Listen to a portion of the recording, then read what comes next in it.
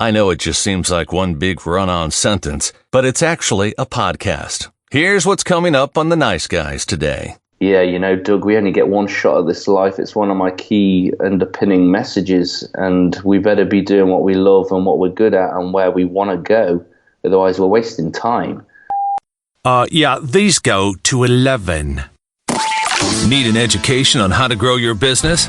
The Nice Guys are here to help. Learn about great customer service, networking, and how just being nice can help you prosper. Now, here are your hosts, Doug Sandler and Strickland Bonner. Hey, Nice Guy community, welcome back. It is Friday. I hope it's a payday for you. Cha-ching.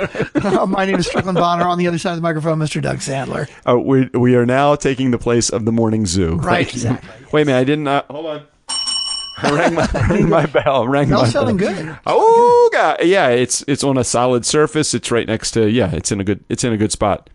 Hey, cool. Strick, guess what? We are still on Patreon. Amazing. And people are still donating, and we really appreciate it.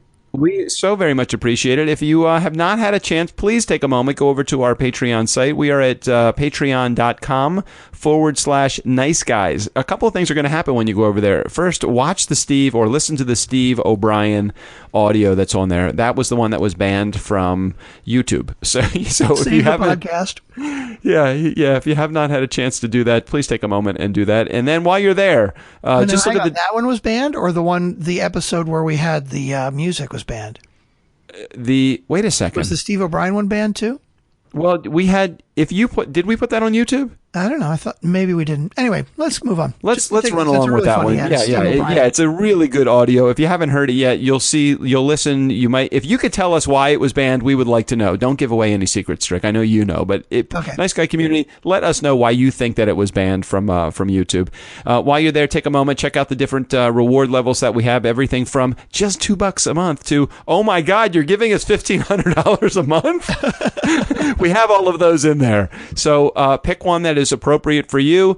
If you would like us to visit, it's on the higher end of that scale, just so you know. If you just want to help us because we're good and we would like to get on a paid, that would be nice too. That would be on the lower level. We are working our way towards goal number 1, which is $100 a month. We are working our way there. We need your help. Patreon.com/nice guys. Okay. Mark Sephton is on the show today. So can I tell you how I met Mark Sephton? Please. Okay, so of course, as many of my connections have come to me through the C-Suite Radio Network. By the way, our show is here, and we are a part and affiliated with the C-Suite Radio Network. Thank you, Jeffrey Hazlett, for bringing that into my life. Anyway, so we were introduced through the C-Suite Network to this guy, Mark Sephton. Mark has a radio show in England. And when I heard podcast, because that's really how it was introduced to me as a podcast, I'm thinking, okay, this is a good interview show. Mm-hmm. And so I talked to him about coming on the show, and he's excited about it. I'm excited about it. And it was at a specific time and a specific day, which oftentimes means that it could be a radio show too, because those are done live. Mm-hmm. So I call into the show using my, what is it called? VoIP. What does that mean again? Voice over IP.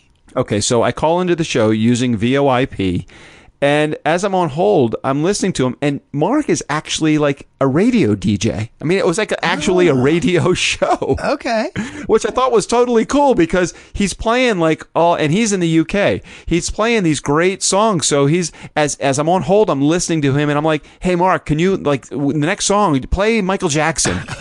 So he plays "Want to Be Starting Something," or I forgot a Michael Jackson tune for me, and it was cool. It was really cool. So I felt like I was definitely in the radio mode because he played the MJ tune, and then so we spent half the show just talking about just being a radio DJ, and that was fun. And then I invited him on the show because I heard he's got a book that just came out. It's called Plot Twist, mm-hmm. and it's all about the twists and turns that life can deliver you and push you in that direction, and how life and success is never a straight line. So I really thought it would be a good opportunity because we are all, as entrepreneurs and business owners and people in the world, life comes at us kind of fast. So I thought it would be a good opportunity for Mark to come on the show and talk about his philosophy and his theory behind Plot Twist.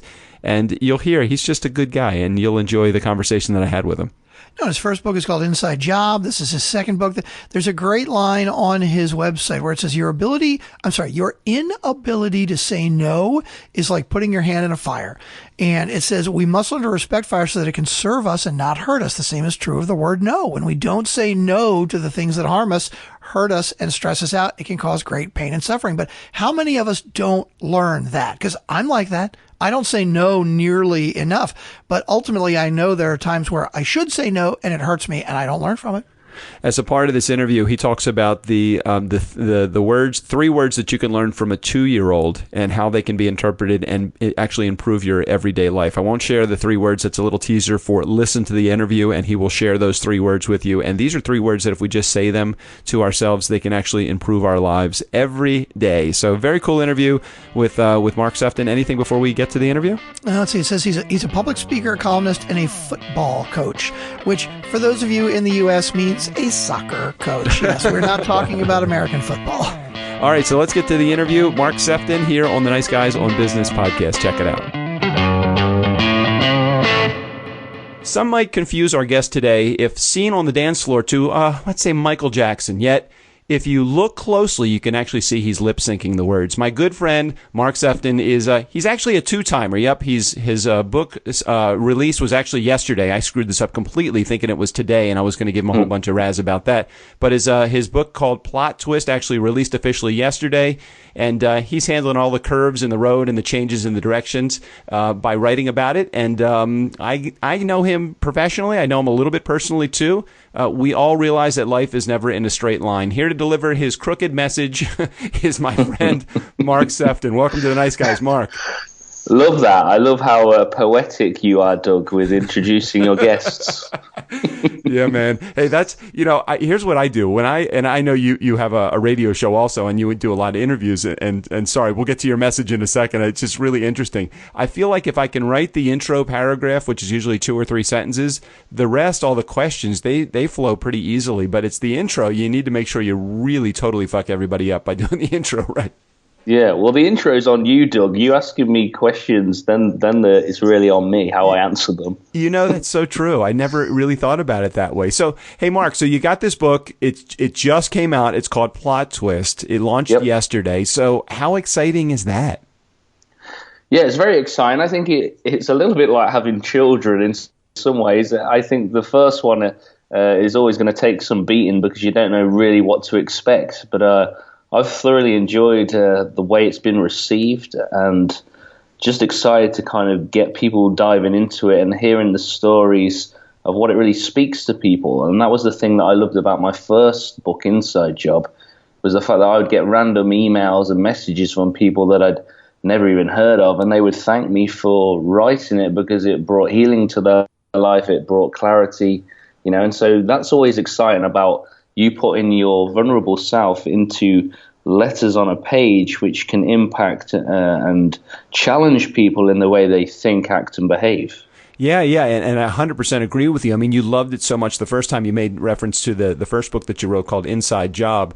It's a book about understanding what goes on inside your head, the way you act and the way you behave. And then Plot Twist comes along, and it's more like I don't want to call it a sequel because I know it's not just picking up where you left off, but there is a lot of commonality in the books, but it also does seem like this is all the stuff that's going on outside that you can't control, working more on your mindset, but the things that are thrown at you on a regular basis. Was that intended to be the way that you did it, or is that just how it happened? In some ways, it's kind of how it happens, Doug. I mean, when I write, I love to write in the moment, and I love to write through the seasons of what I'm currently going through. And life is one big plot twist for all of us. Writing the book was full of plot twists. Even at the event yesterday, I had people that broke down by the roadside on the way to get into the event and didn't even make it to the launch, and it's funny because plot twists are everywhere, and I think everybody can relate to that. And I think, people kind of commended me. I've even had tweets like today and yesterday that pretty much articulated the fact that they're jealous that I have a book called Plot Twist because it really resonates, with them. And it's an interesting story, really, of how kind of I came up with the name Plot Twist. It was very different to Inside Job. Inside Job was I'd kind of had the title before I even started writing the content, whereas with Plot Twist, I'd actually started writing, and it wasn't until something happened on my last day in Austin, Texas, during South by Southwest, did the name Plot Twist come to front and center. I love when you have on your Facebook wall, you posted a live video that you did yesterday from the official book launch. I completely messed up, and I thought it was today, and I was going to, again, give you a whole bunch of shit that today's the what are you doing on the air with me, but it actually was yesterday. Again, maybe I'm just 24 hours behind. Well, you know what happens. We're in the U.S., you're in UK. You guys are a little ahead of us anyway with everything. That's right. But everybody at the same time kind of shouted Plot Twist as a part of your live video, and it really is so typical of not only you, because you're a real humorous guy, but also, as you said, about life. Life is nothing but full of plot twists. Now, if I had a story, my story would not be called Plot Twist; it would be called Fucked Up.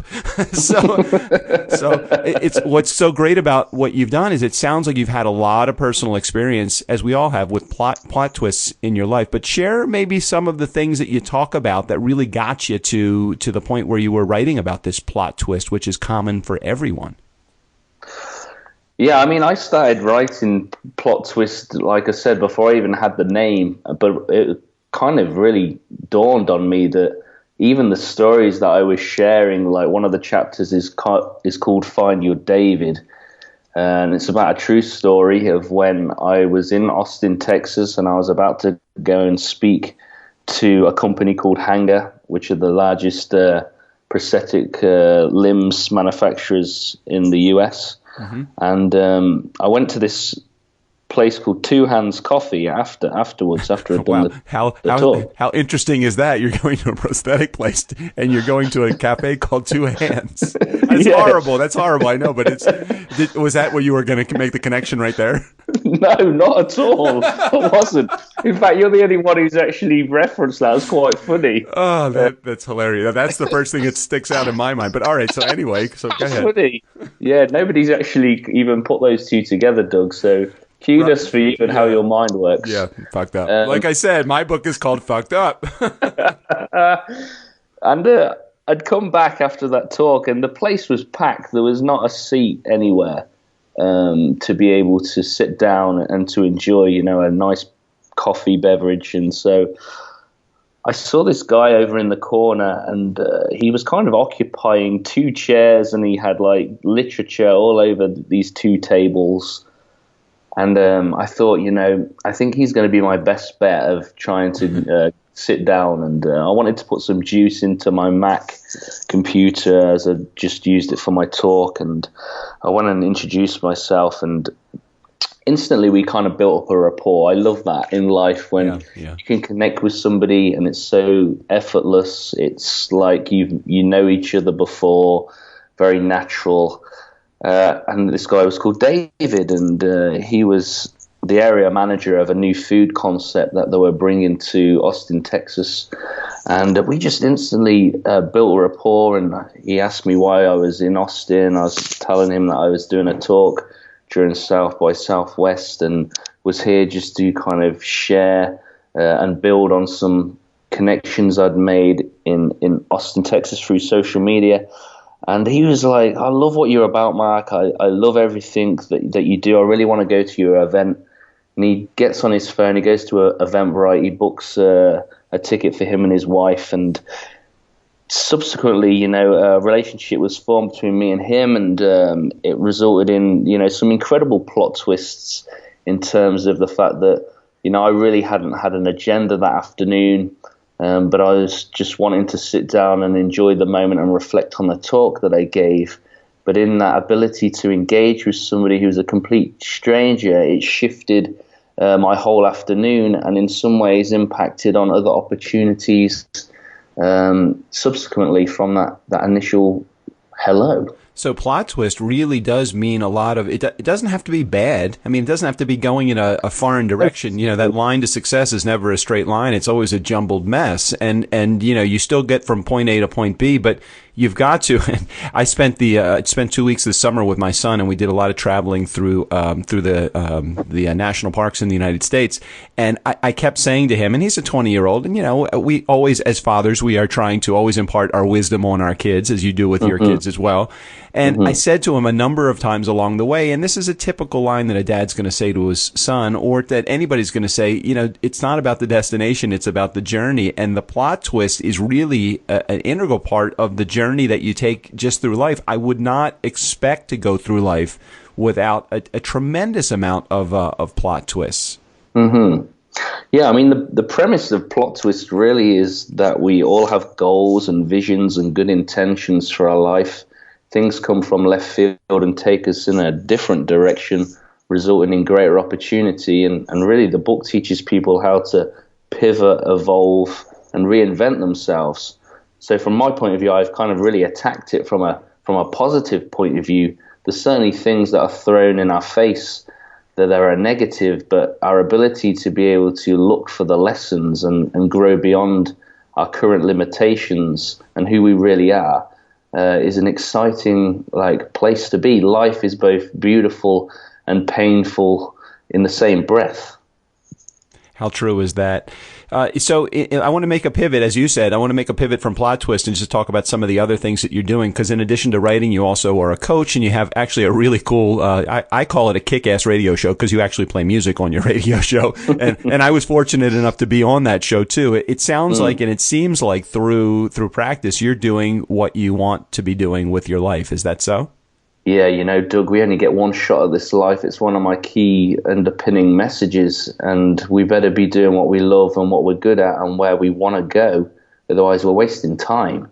And so whether I'm mentoring, whether I'm writing for entrepreneur or writing books, or whether I'm speaking or hosting events or on the radio, I'm doing those things because it's a platform for me to be able to influence people in a positive way. And that's really my driver.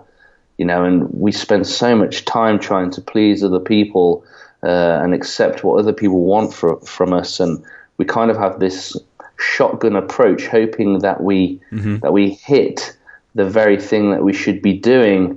Whereas, one of my mandates is to help people find their inner sniper, find the environment and platform that really hits right in that sweet spot.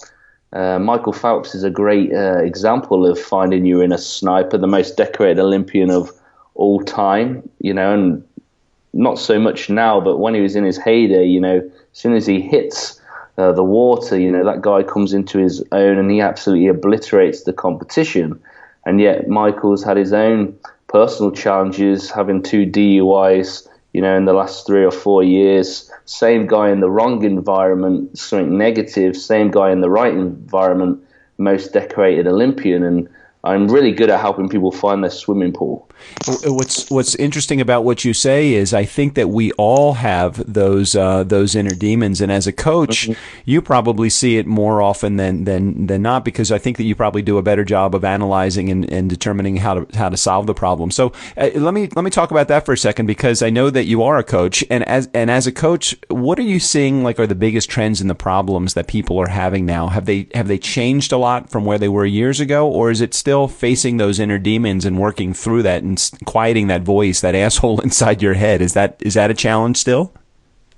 It certainly is. I think, confidence, for example, is a really big thing, of people just having guilt. People are carrying a guilt around them, and we all mess up and we all make mistakes and we all say the wrong thing and we all say we'll do something and don't always do it, and so we weigh it almost like an anchor around our neck, and we try to, I guess, heal ourselves, and sometimes we have to get out of our own way in order to be able to move forward. And so we're constantly focusing on the problems and not really looking, at the solutions. My kind of key message with plot twist on the back is called "You don't choose a life, you live one," which is from the film The Way, which I absolutely love, and I actually dedicate a chapter of my book to kind of what I took from that movie. And I find that, confidence and being able to trust yourself and back yourself and forgive yourself are real nitty gritty truths that even the most successful people, deal with, because you can't escape yourself. Yeah. And that's both the beauty and the challenge. It's not like you can, leave somebody behind when it's yourself. You've got that constant conversation going on, and yeah, that's definitely one of probably the biggest challenges that I see with clients, is getting them to really improve their relationship with themselves. Let's go from some challenges that we see to some of the solutions that you provide. Can you share, and this, I don't mean to put you on the spot here, but I think that you probably can do an analysis fairly quickly of stuff that goes on in people's lives. Can you share like a routine or a habit that you think will really, just a tidbit, something that we can just share with our Nice Guy community that will help them increase their productivity or their efficiency or just make them better almost as soon as they turn off this show? We don't want them to turn it off now, but as soon as they're done listening, can you give me a routine that they might be able to hop onto? Yeah, I mean, it's. I would always like to try and share something that's very unique and specific to the way that I do things. But I'd imagine, if your audience are educated as I think they are, and we all like to read and self-reflect. I think for me, it's really having a clear vision of really what you want your life to represent. And so often I think about, what is it actually that I really want to be remembered for? What is it that I want to leave behind my kids? I realize it's not what I leave for them that's going to impact them as much as what I leave in them.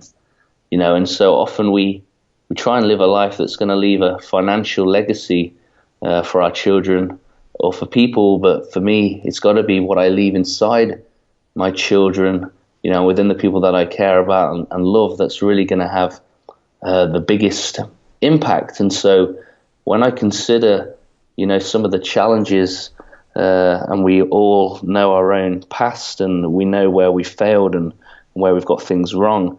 But if we've got an ability to know that actually, what you want your life to represent is something that's wholesome and real, it does help you, breathe and keep moving forward.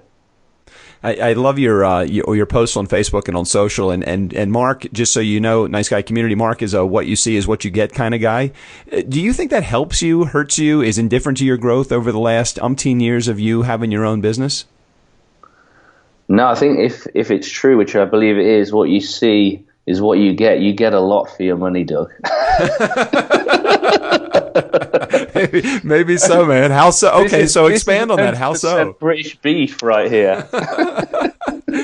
Okay, but let's expand on that, because I think that that's a pretty interesting comment. Now, we say it, you're responding to it tongue in cheek in a jesting way, but I think that as you are that guy. I mean, I've have known you for just a short period of time over the last half a year or so, but it rings true. The stuff I see on social, the conversations I've had with you, the things that I hear about you on the street, and that's very telling. The social proof that's out there, what you are all about, that's almost more important than when you have the conversation with the guy, because the guy, not that the guy, you in this case, will not tell me the truth, but it's what people are saying about the guy that I think is so important. When what happens behind your back, is somebody stabbing you, or are they actually supporting you? And you have a lot of supporters out there, a lot of people that like you.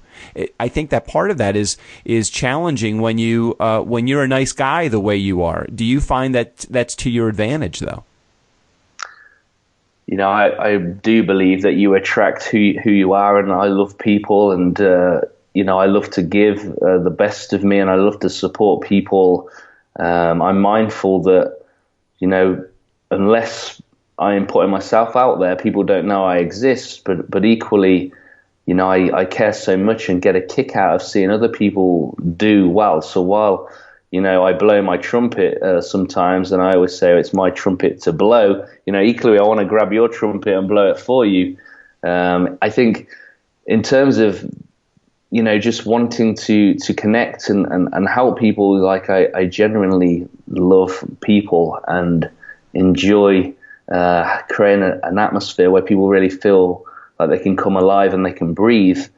And so, building these relationships, I do believe serves me well. And of course, I think when you do something well and people take note You'll obviously get people that come along and want to knock you down a peg or two. But the thing with me, Doug, is I know who I am and I know what I'm good at, but equally I'm honest enough to put my hands up and know actually what I suck at. And I really just do what I'm good at, and I leave kind of the things that I suck at to other people.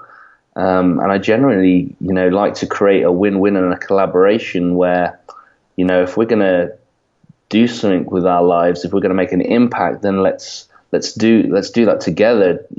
Two is definitely better than one in terms of what we can leverage, and do together. And so, yeah, I believe, doing good and being good has served me well. There are only a few people, just so you know, that I allow actually to blow my trumpet, and I can't share with them who those people are right now. Let me talk about your blog for a second while you're giggling about me. So I'm reading your blog, and I don't remember when you posted this, but it was really good. 3 things that you can learn from a 2-year-old. So eat, up, and know. Mm-hmm. And you made such a great correlation between what a 2-year-old knows and what we should all know, and the things that we can actually learn from a 2-year-old. So just talk about that for a second. Eat, up, and know. Make the correlation between what that is and what we actually do in life. It's quite interesting that you've picked that one out, because I spoke for an hour during my book launch yesterday. I thought I could speak about anything, but one of the things that came out was actually that very thing of 3 things that you could learn from a 2-year-old, because, children, they're so curious and they're so innocent. We live in a world that is so not those things anymore. Nothing is so pure and so innocent as what children are, and the whole concept of 3 things that you learn from a 2-year-old was the fact that she was starting to obviously grow and use her vocabulary, and I was just mindful of the words that she just decided that she was going to say for the first time, and there was a common theme of eat, up, and know, and the sense of eat was really, I thought, what are we feeding ourselves? What information, who are we allowing to speak into our life? Who are we allowing to build our own mindset and our own dreams and visions? And so I kind of connected those 2 together. Then there was the sense of no. What are we saying no to, or are we not saying no enough? Do we continually just please other people? Do we burn ourselves out by saying yes to everything? Or have we learned that actually sometimes saying no liberates and actually protects us for the things that we should be doing? And then up, which I think for me has the biggest metaphor, and I think when I shared it yesterday, it was like there was a bit of a light bulb, I think, for some people. But, as a 2-year-old, your vision is limited. You can only see what's at ground level. And, when Eva, my daughter, said to me, up, I realized she wanted a different perspective. She wanted to see what Daddy could see. And how true in life is it that, at times we get so bogged down with the detail that we sometimes lose our real focus of what's above us. And so often when we find some people or an individual who's kind of been there, who's kind of done it and has a different perspective, when you say to them, help me, mentor me, coach me, be my accountability partner, give me a fresh perspective. When we go up to their level and we get to ride on their shoulders, if you like, then it opens up to a different world, which changes our perspective. And I think they're 3 really powerful but simple messages, Doug, in terms of what I learned from just the words that my daughter was saying. Obviously, from her point of view, eat, she was physically hungry. Yeah. And no, was something that she, when you ask somebody to do something, if she didn't want to do it, she would be saying no. And the sense of up, well, I do think that probably my definition of what I shared is some of that, as well as obviously being close to me. We'll put a link in the show notes for Mark's blog, and he actually has his daughter sitting on his lap as he's saying it, and pulling her little pacifier out of her mouth, and she's saying the 3 words right on cue. So, and she did, didn't she? Yeah, she was very. I don't know how many takes that took, but maybe if it was just one take, you did it. She's got a life in showbiz coming up. Well, then she has a life in showbiz, because I would have to say probably. There's probably only 1 or 2 videos on my whole channel where I had to do it a second time over. There's even one video, I guess similar to you, Doug, when I made a bit of a cock up. I was like, I've really lost my trail of thought here. This probably sounds rubbish, I just kept it on there, and people thought it was really entertaining. Yeah, I think that your genuine self is usually the best self, and that's the only one that I can show. The other thing is I have no idea how to edit anything, so whatever I have is the stuff that actually comes live. So again, we'll put a link in the show notes to Mark's blog, and you can search for his daughter's rendition of "Eat Up and No." Mark, I'm going to get to a part here where I'm just going to ask you a few questions. Just give me your knee-jerk response. You alluded to one of the answers a little bit earlier, but now I'm going to put you on the firing line here. So here come 5 questions. Just answer the first thing that comes to mind. Just take a few seconds and do that. Here we go. Be relatable, Mark. What do you suck at? What do I suck at? Oh, Doug, I do suck. I do suck. When I reflect, I'm always reflecting on the good stuff. What do I suck at? You know what? I suck at DIY. Oh, nice. DIY, like as in with a business, or DIY as in your home, or anything DIY? No, not in the business, but at home. I have no desire for wiring a plug or wallpapering a wall. I could do it, but I just don't have the desire. And because I don't have the desire, I suck at it. I know. I love that stuff. I love being able to solve a problem. And if it means just changing a light, not about a light bulb, but a light switch, or doing some trim work or something around the house or whatever I love that stuff. Be transparent. How did you pay your bills when you first got going, Mark? How did I pay my bills when I first got going? I'm always a big believer in trade-offs, and so a lot of the outgoings I looked at, I thought, who could I befriend and make connection with within an area where I'm actually spending money? Like, for example, I was having massage treatments, which are not cheap, so I decided I would focus on getting a client that was a beauty therapist that gave treatments, and that's pretty much how I paid my bills, by reducing them. Nice. Be confident. What do you do as an entrepreneur that's as good as it gets? Say that again. Sure. What do you do as an entrepreneur that's as good as it gets? What do you do that's great? I think change lives. It sounds a little cheesy, but when people tell me that I've changed their life, I guess I'm giving myself permission to believe that they're telling me the truth. So nothing gets better than actually making a real impact on somebody's life. Well, and what's so great about what you're saying is that, you wrote a book called Plot Twist, and so you're helping people manage the plot twists in their life, it sounds like. Yeah, and also acknowledging the fact that I'm trying my level best to kind of solve my own plot twists, So we all have that. We all have that. So I agree. I think that's a admirable trait in someone that recognizes that there are plot twists and that you just have to keep moving. Mark, be humble. What experts do you need to call upon to make shit happen when shit's just not going down the way you want it to? I think the biggest challenge with every business owner is the fact that you may be the best at what you do, but unless people know you exist, you're really not going to get anywhere. So sometimes I kind of have an idea, but then actually getting it out to other people is probably where I really call on and help people to really kind of, get behind me and open some doors, because it's always who you know as much as it is what you know. Yeah, it's the network for sure. And I think that we were introduced through the C-Suite network. And again, it's just a matter of, you may not have anything necessarily in common aside from that one link, but that's all you need is sometimes the one link, the network that you've built. Absolutely. So, okay, so I'm going to ask you a new question. This is the first time I've asked this to a guest on the show. I'm just trying to change up the end of the show a little bit, and I want to know, if you had to pick a song title that represented your life, Mark, what would it be?